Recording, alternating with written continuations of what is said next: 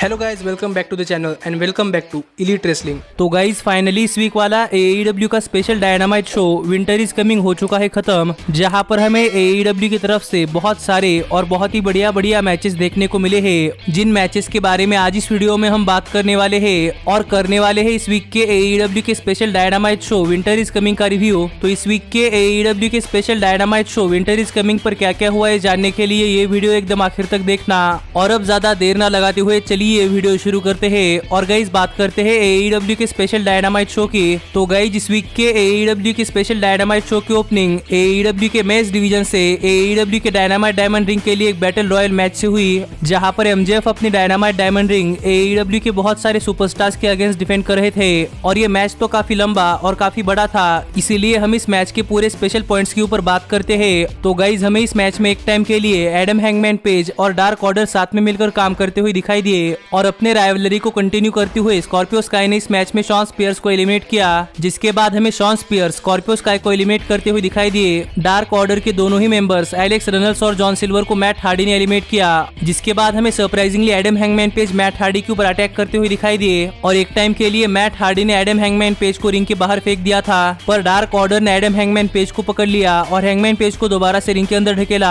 पर इसके बावजूद भी मैट हार्डी ने रिंग के दूसरे साइड से एडम हैंगमैन पेज को एलिमिनेट किया, जिसके बाद मैट हार्डी के चेहरे पर एक हील सुपरस्टार की तरह स्माइल दिखाई दे रही थी। और हमें इस मैच में किप सेबियन एलिमिनेट होने के बाद ऑरेंज कैसिडी को रिंग के बाहर खींचकर उनके ऊपर अटैक करते हुए दिखाई दिए। और इस मैच के आखिर में मीरो बहुत ही तगड़े सुपरस्टार दिखाई दिए, जिन्होंने इस मैच के आखिर में 4 से 5 सुपरस्टार्स को अकेले ही एलिमिनेट कर दिया। और इस पूरे मैच के दौरान सैमी गवेरा और MJF वॉर्डलो के पीछे छुपे हुए थे, और जब इस मैच के आखिर में मीरो, जंगल बॉय, वॉर्डलो, MJF और सैमी गवेरा बचे हुए थे, तब MJF, सैमी गवेरा और वॉर्डलो ने मिलकर मीरो के ऊपर अटैक करना शुरू कर दिया। पर मीरो ने भी अपनी पावर दिखा दी और हमें यहाँ पर वॉर्डलो और मीरो के बीच में बहुत ही बढ़िया रेसलिंग देखने को मिली। पर फाइनली इस मैच के आखिर में मीरो के ऊपर 3-on-1 की सिचुएशन हो गई और MJF, सैमी गवेरा और वॉर्डलो ने मिलकर मीरो को इस मैच से एलिमिनेट कर दिया, जिसके बाद ऐसा लग रहा था कि हमें पॉसिबली इस मैच में जंगल बॉय की तरफ से बहुत ही बढ़िया परफॉर्मेंस देखने को मिल सकती है। पर इस मैच के दौरान जब जंगल बॉय और सैमी गवेरा टॉप रोप पर खड़े थे, तब MJF ने जंगल बॉय को ढकेला और जंगल बॉय के साथ ही सैमी गवेरा भी एलिमिनेट हो गए, जिसके बाद सैमी गवेरा MJF के ऊपर बहुत ज्यादा गुस्सा दिखाई दे रहे थे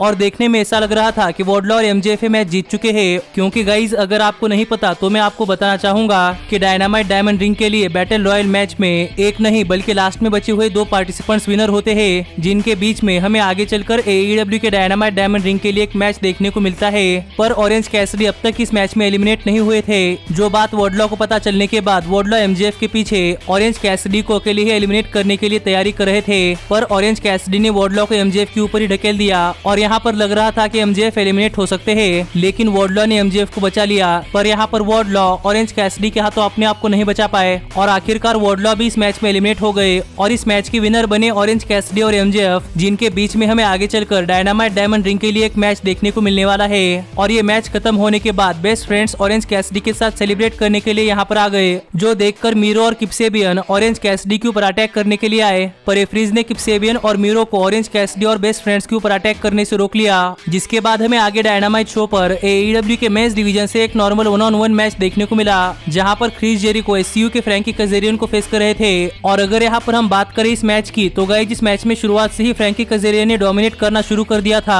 और फ्रैंकी कजेरियन क्रिस जेरिको के ऊपर बहुत ही ब्रूटली अटैक कर रहे थे। पर इनर सर्कल के इंटरफेरेंस के चलते क्रिस जेरिको ने इस मैच में अपना कमबैक किया, जिसके बाद हमें एक एवरेज रेसलिंग मैच देखने को मिला। पर अगर यहाँ पर हम बात करें इस मैच की विनर की, तो गाइस इस मैच के आखिर में सरप्राइजिंगली फ्रैंकी कजेरियन ने ही क्रिस जेरिको के ऊपर उनका सबमिशन मूव लगाया था और यहाँ पर रेफरीज के चलते इनर सर्कल भी कुछ नहीं कर सकती थी। पर तभी यहाँ पर MJF अपने हाथ में एक टॉवल लेकर आ गए और यहाँ पर देखने में ऐसा लग रहा था कि जिस तरीके से MJF ने कोडी को उनका मैच हरवाया था, उसी तरीके से यहाँ पर MJF क्रिस जेरिको को उनका मैच हरवा सकते हैं। पर तभी यहाँ पर सैमी गवेरा आ गए और सैमी गवेरा ने MJF के हाथ से उनकी टॉवल ले ली और इस सब के बीच में रेफरी का ध्यान MJF और सैमी गवेरा की तरफ था, जिस बीच इनर सर्कल की मदद के चलते क्रिस जेरिको ने इस मैच में अपना कमबैक किया। पर सैमी गवेरा के हाथ में टॉवल देखकर क्रिस जेरिको को ऐसा लग रहा था कि यहाँ पर सैमी गवेरा क्रिस जेरिको को उनका मैच हरवाने वाले थे। पर इसी बीच क्रिस जेरिको ने फ्रैंकी कजेरियन के ऊपर अपना फिनिशर जुडिस इफेक्ट लगाया और यहाँ पर फ्रैंकी कजेरियन को पिन कर क्रिस जेरिको ये मैच जीत चुके हैं, जिसके बाद यहाँ पर MJF पूरा का पूरा क्रेडिट ले रहे थे कि MJF की वजह से क्रिस जेरिको ये मैच जीत चुके हैं। पर इसी बीच हमें एक और बार MJF और सैमी गवेरा के बीच में झगड़ा देखने को मिला,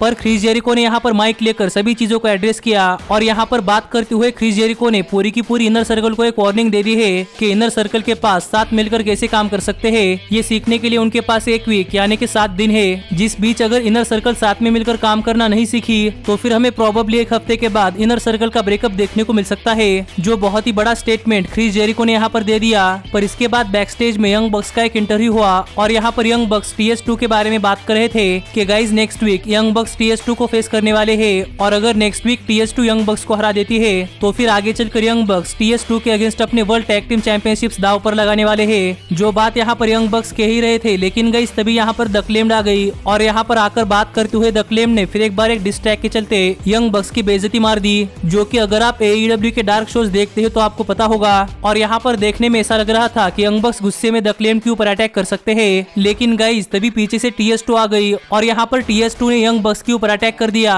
पर तभी यहाँ पर यंग बक्स को बचाने के लिए SCU के क्रिस्टोफर डेनियल्स और फ्रैंकी कजेरियन आ गए, जिसके बाद हमें आगे शो पर AEW की विमेंस डिवीजन से एक नॉर्मल 1-on-1 मैच देखने को मिला, जहाँ पर AEW की रोल मॉडल डॉक्टर ब्रिट बेकर लायला हैरिज को फेस कर रही थी। और अगर यहाँ पर हम बात करें इस मैच की तो गाइस इस मैच की शुरुआत में ही डॉक्टर ब्रिट बेकर ने लेला हैरिज को उनके हाइट को लेकर चिढ़ाना शुरू कर दिया, जिसके बाद हमें सरप्राइजिंगली इस मैच में लेला हैरिज की बहुत ही बढ़िया परफॉर्मेंस देखने को मिली है और इस मैच की शुरुआत में ही लेला हैरिज ने इस मैच में डोमिनेट करना शुरू कर दिया। और इसी बीच लेला हैरिज ने एक्सीडेंटली डॉक्टर ब्रिट बेकर के मैनेजर रेबा के ऊपर अटैक कर दिया, जिससे हैरिज तो डिस्ट्रैक्ट हो गई, लेकिन गाइस इस मैच में ब्रिट बेकर ने अपनी वापसी कर ली, जिसके बाद हमें सरप्राइजिंगली इस मैच में इन दोनों ही रेसलर्स की तरफ से बहुत ही बढ़िया रेसलिंग देखने को मिली है। पर जैसे कि मैंने कहा था वैसे ही इस मैच के आखिर में डॉक्टर ब्रिट बेकर ने लेला हैरिज के ऊपर अपना सबमिशन मुंह लगाया और यहाँ पर डॉक्टर ब्रिट बेकर ये मैच जीत चुकी है, जिसके बाद ही हमें थंडर रोजा का डॉक्टर ब्रिट बेकर के ऊपर अटैक देखने को मिला। और यहाँ पर इन दोनों ही सुपरस्टार्स को सेपरेट करने के लिए रेफरीज आ गए और इसी बीच रेबा ने भी थंडर रोजा के ऊपर अटैक करने का सोचा, लेकिन लेला हैरिज ने रेबा के ऊपर अटैक कर दिया, जिसके बाद थंडर रोजा और ब्रिट बेकर एक दूसरे को स्टे डाउन कर रहे थे और इसी तरह ये सेगमेंट खत्म हुआ, जिसके बाद हमें टीम टैज के लिए एक हाइप वीडियो देखने को मिला।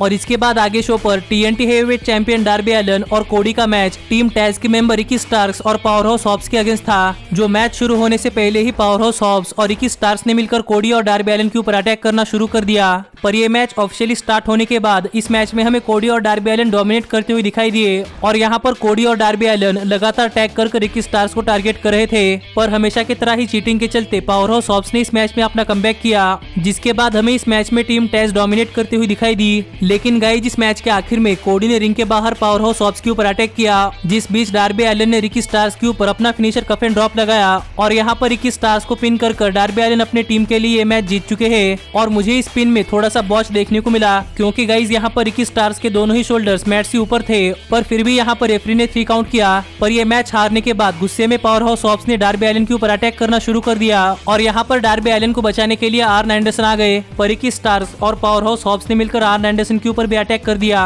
जिसके बाद यहाँ पर डस्टन रोड्स आर्न एंडरसन को बचाने के लिए आ गए और तभी यहाँ पर ब्रायन केज भी आ गए और ब्रायन केज ने डस्टन रोड्स के ऊपर अटैक किया, जिसके बाद Powerhouse Hobbs FTW world heavyweight championship से कोडी के ऊपर अटैक करने के लिए तैयार थे। पर तभी सभी लाइट्स ऑफ हो गई और हमें सरप्राइजिंगली स्टिंग का AEW में डेब्यू देखने को मिला, जो देखकर तो मुझे भी बिलीव नहीं हो रहा था कि गाइस स्टिंग AEW कंपनी में आ चुके हैं। पर यहाँ पर स्टिंग को देखकर टीम टैज ने रिंग खाली किया और रिंग के अंदर आकर स्टिंग ने सभी रेसलर्स को बहुत ही करीबी से देखा, जिसके बाद स्टिंग बिना कुछ कहे यहाँ से चले गए। पर सच में डायनामाइट शो पर स्टिंग का यह डेब्यू बहुत ही बेहतरीन डेब्यू था। पर इसके बाद हिकारू शिडा का एक बैकस्टेज इंटरव्यू लिया गया और यहाँ पर हिकारू शिडा कह रही थी कि वो एबिडॉन से नहीं डरती, पर तभी सरप्राइजिंगली यहाँ पर छोटी सी आवाज आ गई और हिकारू शिडा उस आवाज से डरने लगी और यहाँ पर बिना कुछ कहे हिकारू शिडा ये इंटरव्यू बीच में ही छोड़कर चली गई। जिसके बाद हमें आगे शो पर जॉन मॉक्सली का एक सेगमेंट देखने को मिला, जो कि इस वीक का डायनामाइट शो शुरू होने से पहले का था। और यहाँ पर बात करते हुए जॉन मॉक्सली ने कहा कि फाइनली AEW को आज उनका टॉप गाय मिलने वाला है। जिसके बाद टाइम हो चुका था इस वीक के AEW के डायनामाइट शो के मेन इवेंट का, जहाँ पर जॉन मॉक्सली अपनी AEW world heavyweight championship challenger Kenny Omega के अगेंस्ट डिफेंड करने वाले थे।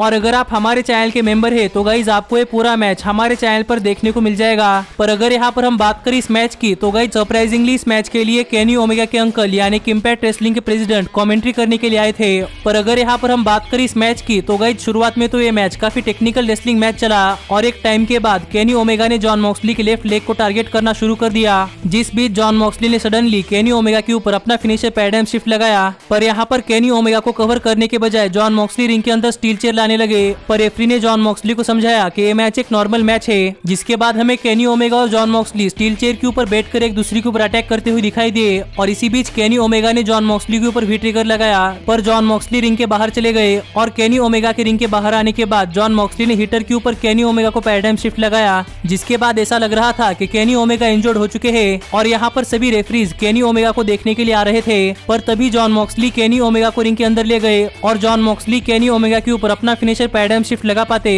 इससे पहले ही यहाँ पर केनी ओमेगा के अंकल और इम्पैक्ट रेसलिंग के प्रेसिडेंट आ गए और वो ये मैच स्टॉप करने के लिए कह रहे थे क्योंकि केनी ओमेगा टोटली नॉकआउट हो चुके थे। पर जॉन मॉक्सली ने इम्पैक्ट रेसलिंग के प्रेसिडेंट के ऊपर अटैक किया और जब रेफरी इम्पैक्ट रेसलिंग के प्रेसिडेंट को देख रहे थे तभी केनी ओमेगा ने एक माइक से जॉन मॉक्सली के ऊपर अटैक किया, जिसके बाद जॉन मॉक्सली के ऊपर लगातार 5-6 वी ट्रिगर लगाने के बाद जॉन मॉक्सली पर अपना फिनिशर वन विंग एंजल लगाकर जॉन मॉक्सली को पिन कर केनी ओमेगा बन चुके हैं नए AEW वर्ल्ड हेवीवेट चैंपियन। जिसके बाद पता नहीं क्या हुआ लेकिन इम्पैक्ट रेसलिंग के प्रेसिडेंट और केनी ओमेगा यहाँ से भागकर चले गए और जब ये पार्किंग लॉट में पहुंचे तब केनी ओमेगा का एक इंटरव्यू हुआ और यहाँ पर केनी ओमेगा की तरफ से बात करते हुए इम्पैक्ट रेसलिंग के प्रेसिडेंट ने कहा कि यहाँ पर जो कुछ हो रहा है वो क्या है आपको इस थर्सडे को पता चलेगा। जिसके बाद इंटरव्यूअर ने इम्पैक्ट रेसलिंग के प्रेसिडेंट से कहा कि AEW का तो डायनामाइट शो वेडनेसडे को आता है, लेकिन इम्पैक्ट रेसलिंग के प्रेसिडेंट ने कहा कि थर्सडे को इम्पैक्ट रेसलिंग का एपिसोड आता है जहाँ पर आपको पता चलेगा कि यहाँ पर क्या हो रहा है। जिससे तो ये लगता है कि केनी ओमेगा AEW के वर्ल्ड हेवीवेट चैंपियन बनकर इम्पैक्ट रेसलिंग के ऊपर जाने वाले हैं और शायद 90s में जो ब्रेट हार्ट नहीं कर पाए वो यहाँ पर केनी ओमेगा करने वाले हैं। पर प्रोबेबली ये भी एक स्टोरी लाइन का पार्ट हो सकता है और अब देखना पड़ेगा कि आगे इम्पैक्ट रेसलिंग के शो पर क्या होता है। और इसी तरह इस वीक का AEW का डायनामाइट शो खत्म हुआ, लेकिन गाइज आप मुझे कमेंट कर बताइए कि आपको ये शो कैसा लगा। और अब मिलता हूँ आपसे अगली वीडियो में, पर तब तक stay healthy, stay happy and keep watching elite wrestling. Hey, did you like that video? Click the screen for more. And where do you think you're going? Check out our official merchandise page and to support the entire cast. And thanks so much for being the elite. The elite, the elite. What, Nick, you're not going to sing it all with me this time?